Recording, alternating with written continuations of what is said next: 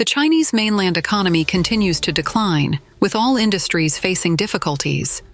Recently, reports surfaced online that a hospital in Puyang City, Henan Province, has owed wages for 8 months, leading medical staff to strike in protest. On August 30th, it was also reported that CICC had implemented wage cuts and layoffs. A video circulating online shows hospital medical staff in Puyang wearing white uniforms and publicly demanding their wages. One of the staff members stated that the hospital had not paid wages for 8 months. On August 28th, the hospital involved, Puyang Qingfeng First Hospital, issued an announcement stating that it is actively preparing funds and plans to pay the performance wages for January 2024, according to a new performance accounting method before the Mid-Autumn Festival. On August 30th, according to mainland Zhengzheng News, Wang Ping, a doctor at Qingfeng First Hospital, confirmed that the wage arrears and hospital notices circulating online were true. Wang Ping said she had not been paid from January to August this year. To stabilize employees' emotions, 1,000 yuan was paid around August 25th. Wang Ping mentioned that before the collective wage arrears, the hospital had not proposed any solutions and had been consistently behind on payments. She also noted that it was inconvenient to disclose the number of people affected by the wage arrears or the size of the funding gap. Wang Ping further explained that the hospital had previously raised funds from the directors of various departments. The hospital said that funds were not circulating properly, so they raised money from individuals at that time. For example, some directors, or those with high professional titles who had money, contributed 100,000 or 200,000 yuan to pay wages, with an interest rate slightly higher than that of the bank. At the office of the director of Qingfeng County First Hospital, the operator said, "The county has sent an investigation team, but the money has not arrived yet. The money will be paid when it does." Public information shows that Qingfeng First Hospital, formerly known as Qingfeng County People's Hospital, is a Class II Grade A comprehensive hospital and the main medical institution in Qingfeng County, with 800 beds. Additionally, on August 30th, a message circulated online that many people at CICC have received emails about demotions and salary cuts.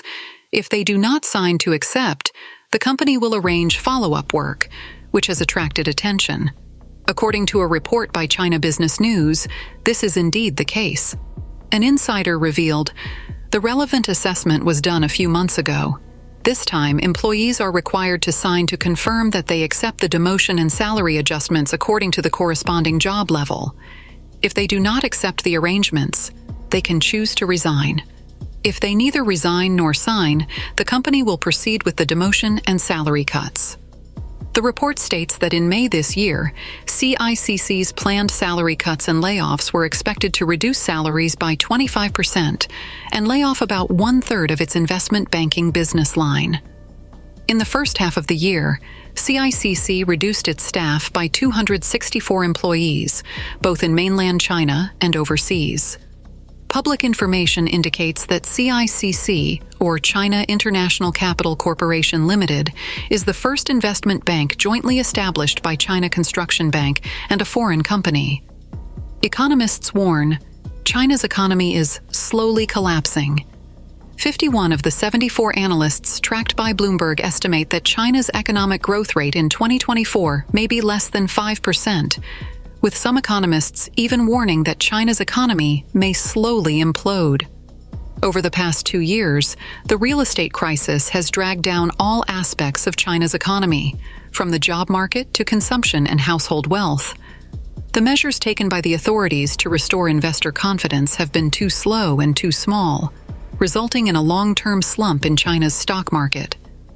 The CSI 300 index, which tracks China's onshore stocks, has fallen 4.2% so far in 2024, marking the 4th consecutive year of decline. In contrast, the broader Asian stock index has risen by nearly 10%. Furthermore, the impact has spread to broader financial markets, affecting individual investors. According to a report by mainland media China Securities Journal on Thursday, August 29th, Nearly half of the 27 closed-end 3-year mutual funds launched in 2021 are facing losses of more than 40% near the end of their cycle. Bloomberg reported that Alpine macro strategist Wang Yan, who recently returned from China, believes that the 5% economic growth target is almost impossible to achieve. He also warned that China may be at risk of a slow implosion in the future. He noted that Chinese policymakers lack a clear and coherent strategy to address these challenges, and even the piecemeal measures currently promoted to solve demand problems are temporary and hesitant. Global major banks agree China cannot achieve 5% growth.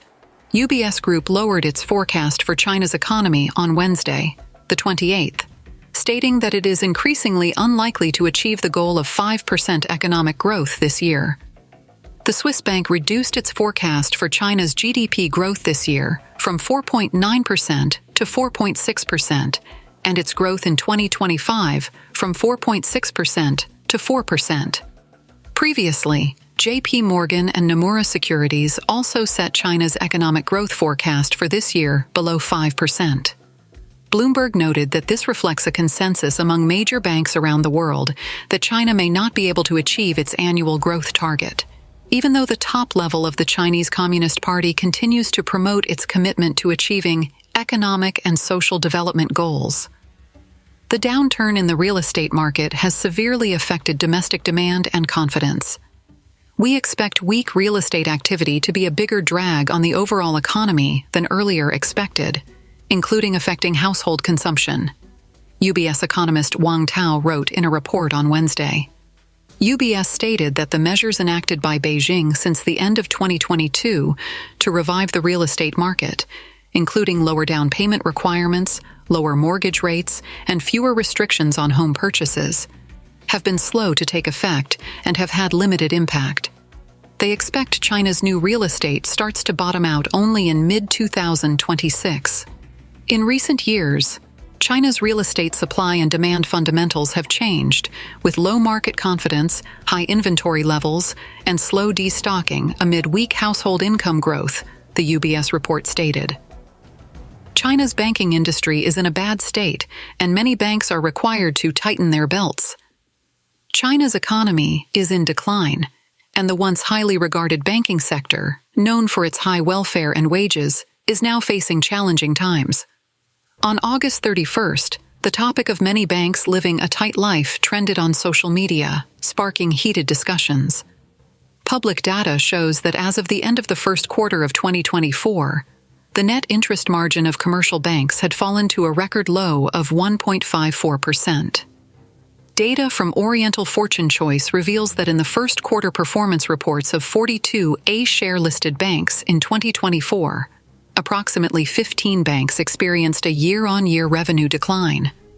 A corporate business staff member at a joint stock bank mentioned that this year, the salary structure across all positions in his bank has been uniformly adjusted, with some year-end bonuses canceled and moved to monthly performance wages. An employee at a large bank shared that the bank has become more frugal with office supplies, printing materials only when absolutely necessary, and preferring electronic documents. If printing is required, both sides of the paper are used. Now, fewer meeting materials are printed. We rely on electronic versions whenever possible, said an employee of a city commercial bank. The bank follows the principle of living a tight life in all aspects, requiring neighboring counties to share vehicles for business trips and training sessions. Another large bank employee stated, "We are also tightening our belts from top to bottom." Fuel expenses for the bank's public vehicles have been halted, and external marketing activities are now subject to certain restrictions. Moreover, semi-annual collective welfare expenses and labor protection supplies have also been affected. An employee from a large bank noted that employee benefits at various banks have been reduced to varying degrees.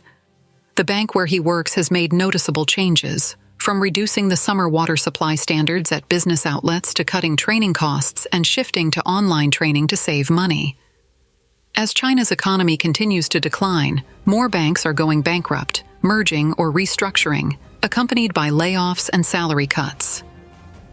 Data released by the State Administration of Financial Supervision of the Communist Party of China in August this year indicated that at least 50 small and medium-sized banks have been dissolved since the beginning of the year. Except for one city commercial bank, Korla Bank, the rest were rural small and medium-sized banks. On August 20th, China Kalian reported that several banks, including Nanjing Bank, Ping An Bank, Pudong Development Bank, and Shanghai Rural Commercial Bank, released their 2024 semi-annual reports. According to Oriental Fortune Choice data, the number of employees at Nanjing Bank, Ping An Bank, Pudong Development Bank, and Shanghai Rural Commercial Bank decreased by 4,116 in the first half of the year. Dongguan, the world's factory, is closing bankruptcy, and unemployment are everywhere. Dongguan, China, known as the world's factory, has seen an increasingly depressed economy, with many factories and shops closing down. One boss pessimistically said that the factory is like a patient with leukemia or cancer, and as a boss, he can only endure the hardship. Mr. Wang, who runs a supermarket in Dongguan, told NTD that business is very bad now, with losses every day. The store's operating income is 70% less than in 2007 and 2008, and many shops on the street have closed down. Mr. Wang said, "Now people have no money. Where can they spend money? They just have to endure. They can't afford to starve to death. There must be a lot of closures." The store opposite me and across the street has been open for more than 10 years, and it has also closed down. Mr. Wang said that life is very difficult now. Many factories in Dongguan can't receive as many orders, and they have closed down or reduced their scale, replacing large factories with small ones. Mr. Wang said, "Now many bosses, small bosses, some of them have opened a shop with dozens of employees, are struggling. Just like leukemia and cancer, they are struggling. I tell you, many factories and many bosses can't even pay for goods. It's over. It's over. I'm very pessimistic now." Mr. Wang said that Dongguan is very famous in the country and is the world's factory. If Dongguan is not doing well, think about it. Is there any better place in the country than it? Dongguan's economy is depressed, bosses are losing money, and workers are not having a good time. Mr. Gao from Henan works in a mobile phone factory in Dongguan. He told reporters that it was difficult for factories to recruit people before, but now they generally don't recruit. Students who have just graduated from school and have no work experience are generally not wanted. Mr. Gao from Henan said, "We have experienced people here, and we have old employees here. Generally, we don't recruit many people now." Mr. Gao said that many people who come to Dongguan can't find jobs, so they sleep in the square, and sometimes they are driven away by urban management personnel. Mr. Gao from Henan said, "Whether you can find a job here or not, you will come out. You come out and do some odd jobs. Otherwise, you can't make money at home. If you grow some farmland at home, you can't make any money at all." Most of the 8 million people living in the city come from different provinces. Like many others, Ms. Yu, a factory worker, came here to start a career, but now she is thinking about returning to her hometown in Chongqing after 20 years away. This is the worst time ever. She has seen factory profits triple. The 2008 financial crisis only had a mild impact. But with the current severe economic recession, the factory has been seriously damaged. Ms. Yu works for a factory that processes clothes for Western brands. A year ago, the housing area for workers had more than 2,000 people. But now there are only about 100 left because the factory moved most of its production to other, cheaper countries in Southeast Asia. Ms. Yu did not want to reveal her identity to avoid causing trouble with local authorities. She said city officials told them to stay calm and keep quiet. The factory also added security forces to monitor them and prevent any unrest. The boss ran away after burning through 6.2 billion yuan. The company was dissolved on the spot, leaving 800 people unemployed. Recently, the wave of business collapses and bankruptcies in China is increasing rapidly. The fact that companies and businesses declare dissolution in just one day has become common and is no longer strange in the context of a serious economic downturn in mainland China. Shanghai Jimu Galaxy Digital Technology Company is an example. The employees were still working in the morning, and the company announced its dissolution on the spot in the afternoon. Still at work in the morning, but the boss ran away in the afternoon? Recently, many employees broke the news on social platforms that Shanghai Jimu Galaxy Digital Technology Company, Ltd., hereinafter referred to as Jimu Technology, burned through 6.2 billion yuan in a year, suddenly disbanded. The boss fled, leaving more than 800 employees owed salaries. The boss of the company is also the founder of the online lending platform China Capital Union and has won awards such as Top 10 Honest Figures in the Internet Financial Industry and China Economic Figure. According to mainland media reports, a police receipt has been rapidly spread on social media recently. The report is to find Chen Kun, the boss of Shanghai Jimu Future Park. Subsequently, many internal employees of the company said on the 29th that they received a notice of boss ran away, company bankruptcy, on May 27. The company owed employees several months of wages. Currently, more than 800 employees are in collective labor arbitration to protect their rights. Public information shows that Jimu Technology was established in February 2023 and is headquartered in Shanghai. It has more than 10 subsidiaries and holding companies and has established branches or offices in more than 40 cities around the world, with more than 1,000 employees. As a well-known company with entrepreneurship incubation as its business model, Jimu Technology completed investment layouts in 12 different industries, including metaverse, AGIC, cloud computing, and pets in 2023. But what was unexpected was that such an influential company in China suddenly disbanded recently, and the boss ran away. When the company employees called the police to find the boss at the villa, there was only an A4 printing paper and a hard drive with the words, "The boss could not repay the investors a total of 6.2 billion yuan and could only choose to escape in the end." According to the online alarm receipt, the alarm time was May 27, and the alarm content showed that Chen Kun, the boss of Jimu Future Park, lost contact on May 24 and his whereabouts were unknown. An employee revealed that the incident can be traced back to May 27. After a meeting that afternoon, several department heads told their employees that the group's investors had run away, and now the group has no money and cannot pay wages, so they don't need to come to work tomorrow or the day after tomorrow. The employee also broke the news that the company has been in arrears of wages. According to the previous agreement, the company should pay the previous month's salary on the 10th of each month, but Jimu Technology has been overdue for salary payment this year and would only pay the salary at the end of each month. Since May 10 this year, payable April salary, the company has not paid salaries, and it is currently estimated that it will owe salaries for 2 months, April and May. The employee also said that Jimu Technology's departments in Shanghai are mainly engaged in technology, pets, and wealth sectors. At present, most employees are preparing to go to labor arbitration to seek justice. The boss, who is rumored to have run away this time, is the company's founder, Chen Kun. It is currently reported that he was arrested or fled the country, but the exact news has yet to be confirmed. Analysis of China's internal situation. Beijing secretly reserves large quantities of supplies. As China's economy continues to decline severely, and the CCP is caught in internal and external troubles, it has been reported that the CCP authorities are secretly stockpiling large quantities of supplies, seemingly preparing for the survival of a long-term conflict, especially the possibility of cutting off key supply routes to China after the US election. According to a report by the British magazine The Economist on July 23, Xi Jinping's authorities seem to be rapidly hoarding materials such as food, metals, and energy, and importing them even when these commodities are expensive. This move may not only exacerbate inflation, but also indicate that the Beijing authorities are preparing for the survival of a long-term conflict, particularly worried that key supply routes to China may be cut off after the US election.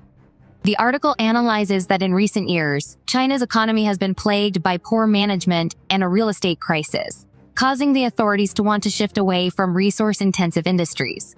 However, data shows that China's imports of various commodities surged by 16% last year. It is still rising, up 6% in the first 5 months of this year. According to estimates by British investment bank Panmure Liberum, depending on the commodity, China's accumulated inventory since 2018 is enough to meet at least 35% to 133% of its annual demand. The article points out that the National Bureau of Statistics of China has stopped publishing inventory data for many commodities. But according to the U.S. Department of Agriculture, China's wheat and corn stocks will account for 51% and 67% of the world's total by the end of this season, respectively, an increase of 5 to 10 percentage points from 2018. Soybeans are China's largest agricultural import product, and its inventory has doubled since 2018 and is expected to reach 42 million tons by the end of this season.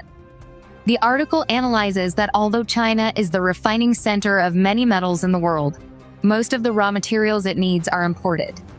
In terms of energy, although it has a large amount of coal, it is still not enough to meet domestic demand, forcing it to import 40% of natural gas and 70% of crude oil. Since 2000, food demand has also gone from mostly coming from domestic production to requiring more than one-third to be imported. In addition, China seems to be preparing for a more adverse environment. Since 2020, China's crude oil reserves have increased from 1.7 billion barrels to 2 billion barrels. At the same time, China's underground centers for storing natural gas have increased sixfold between 2010 and 2020 to 15 billion cubic meters, with a goal of reaching 55 billion cubic meters next year. According to estimates by Rapidan Energy Group, a U.S. research company, China's crude oil inventories have increased by an average of 900,000 barrels per day since the beginning of this year, bringing China's inventories to nearly 1.3 billion barrels, equivalent to 115 days of imports. At the same time, Beijing has also asked oil companies to increase their inventories by 60 million tons by the end of March. The report said that Gabriel Collins, a former U.S. Department of Defense analyst, believes that if China's CCP stockpiling behavior is compared with its military construction, it is very worrying. U.S. officials should pay close attention to the moment when changes begin,